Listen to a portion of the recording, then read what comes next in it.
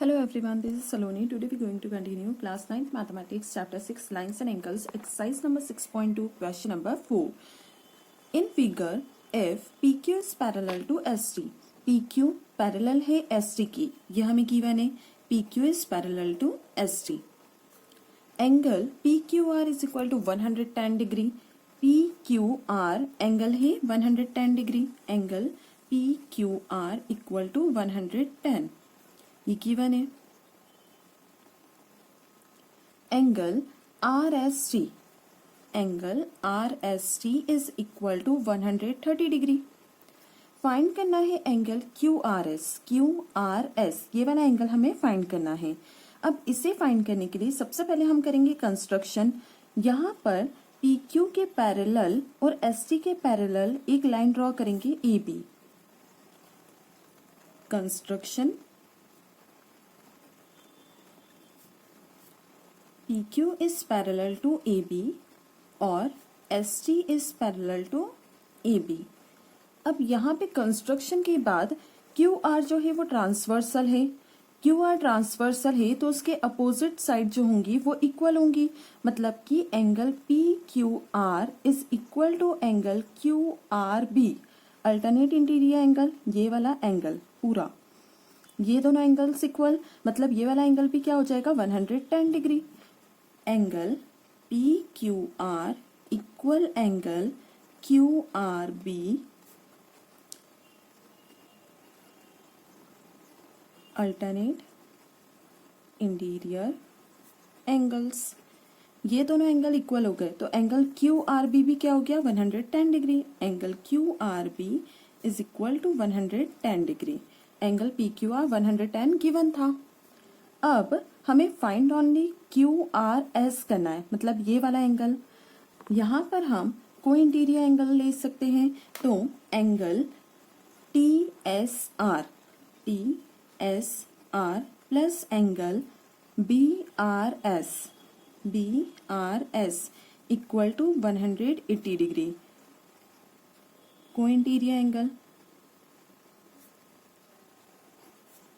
TRS 130 degree है plus angle BRS equal to 180 degree.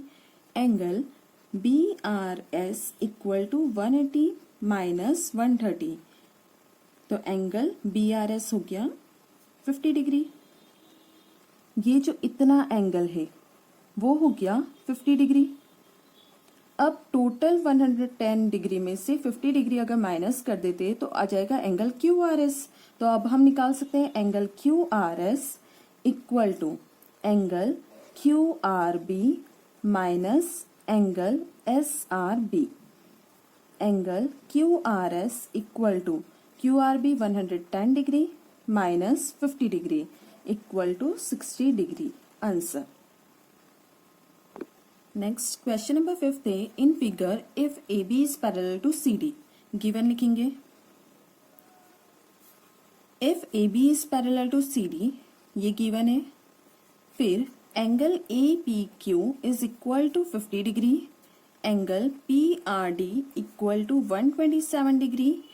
यहाँ पर दिया है if AB is parallel to CD, angle APQ equal to 50 degree and angle PRD equal to 127 degree. Find करना है x and y.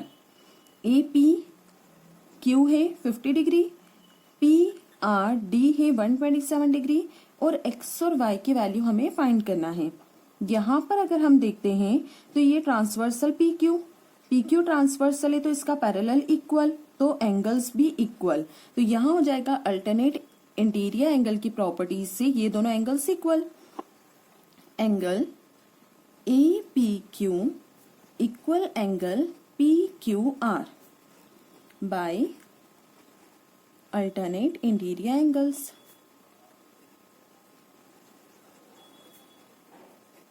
ये दोनों angles equal तो APQ क्या था 50 डिग्री और ये 50 डिग्री इक्वल टू x. तो x की वैल्यू आ गई 50 डिग्री. अब फाइंड करना है y की वैल्यू. यहां से अगर हम देखते हैं तो अब ट्रांसवर्सल क्या दिख रहा है PR. मतलब ये दोनों एंगल्स अल्टरनेट इंटीरियर एंगल से equal. Angle APR equal to angle PRD. ये दोनों पूरा एंगल हो जाएगा, मतलब 50 plus y, 50 plus y equal to 127 degree, y equal 127 minus 50 equal 77 degree. तो y की वैल्यू आ गई 77, x हो गया 50 डिग्री, y हो गया 77 degree. Answer. Next question number 6 से in figure PQ and RS are two mirrors placed parallel to each other. PQ और RS टू मिरर है जो प्लेस्ड ईच अदर है and incident ray AB strike the mirror PQ at B। Incident ray है AB जो strike कर रही है PQ पे point B। The reflected ray moves along the path BC and strike the mirror RS। BC जो है वो reflected ray है और स्ट्राइक कर रही है RS को यहाँ पर point C and again reflect back along CD। Prove that AB is parallel to CD। हमें प्रूव करना है AB पैरेलल टू CD। अब यहाँ पर सबसे पहले हम कंस्ट्रक्शन कर सकते हैं, ड्रॉ करेंगे परपेंडिकुलर, इसको नाम दे देते हैं M, यहाँ पे परपेंडिकुलर, इसको नाम दे देते हैं N। तो draw BM perpendicular to PQ and CN perpendicular to RS। जब परपेंडिकुलर बाइसेक्टर है तो बोथ एंगल्स जो होंगे वो क्या होंगे, इक्वल। यहाँ हम नाम दे देते हैं एंगल 1, एंगल 2, एंगल 3, एंगल 4। तो angle 1 is equal to angle 2, angle 3 is equal to angle 4। ये दोनों एंगल्स क्या हो गए, इक्वल। फर्स्ट आगे देखते हैं तो BC जो है ट्रांसवर्सल है, तो यहाँ पर BM और CN पैरेलल हो गए। यहाँ पे हम लिख सकते हैं BM is parallel to CN और ये दोनों पैरेलल है और ट्रांसवर्सल BC है, तो इसके दोनों एंगल्स क्या हो जाएंगे, equal. Angle 2 is equal to angle 3 by alternate interior angle.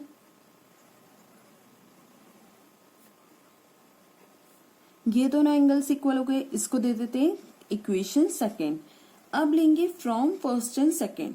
From first and second दोनों से अगर हम चेक करते हैं तो यहाँ पर 1 इज इक्वल टू 2 था, angle 1 equal to angle 2। Second में देखा तो एंगल 2 इक्वल टू एंगल 3 था, तो 2 के इक्वल हो गया एंगल 3। फिर 3 के इक्वल में एंगल 4 था, इक्वल टू एंगल 4। ये सारे एंगल्स क्या हो गए, इक्वल। अब हम इन्हें अलग अलग लिख सकते हैं इक्वल में, जैसे कि angle 1 plus angle 2 equal to angle 3 plus angle 4। इन चारों का सम जो है वो इक्वल होगा, मतलब एंगल 1 प्लस एंगल 2 जितना होगा उतना ही एंगल 3 प्लस एंगल 4 होगा। और जब सारे एंगल्स इक्वल होते हैं तो लाइंस जो होती है वो पैरेलल होती है, तो AB is parallel to CD. Therefore, AB is parallel to CD. Answer hence proved. Thanks for watching. I hope you like my video. If you like my video, do like, share and subscribe.